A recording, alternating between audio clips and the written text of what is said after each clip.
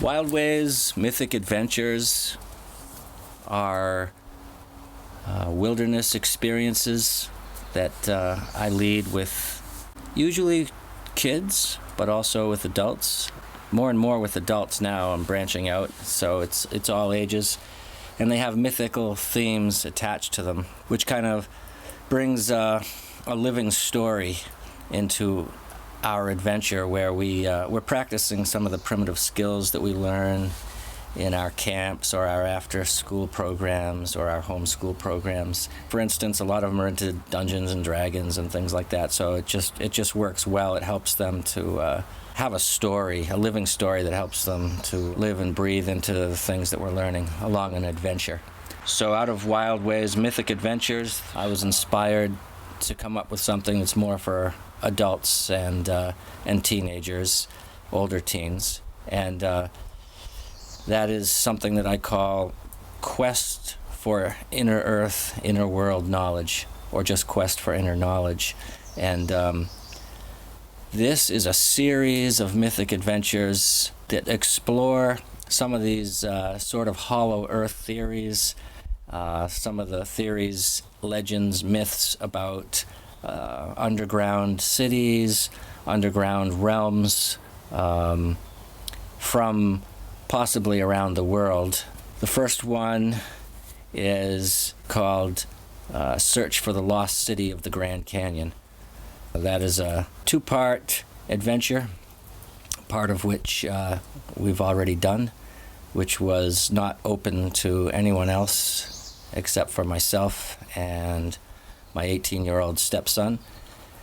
So for him it was a pretty intensive rite of passage experience into manhood, and it was very potent and powerful for him, and that is what it could be for some.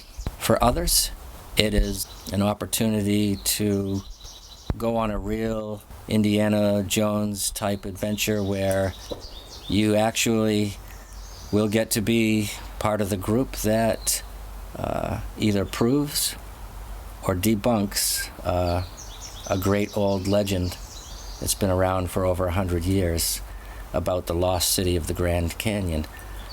There have been a few documentaries out there that I've seen, I've watched on YouTube on the lost city of the Grand Canyon, but including a interesting one by David Hatcher Childress of History Channel fame, and they were all intriguing and interesting, and watching all of those was helpful, but we went where none of them have gone before. We really got into places where nobody has been, and one thing I've discovered is that the canyon is so vast and it has so many nooks and crannies and ravines that it is even more possible than I might have imagined to hide a cave entrance somewhere, or not to hide, but to have one be hidden. But I also have it narrowed down, and it's pretty specific about how Mr. Kincaid described where this cave entrance was, and I'd say we're about halfway done combing through this area and checking every nook and cranny. So we have it very much narrowed down at this point. So I'm confident that come November we will finish this particular quest, and we will be able to either prove or debunk this legend.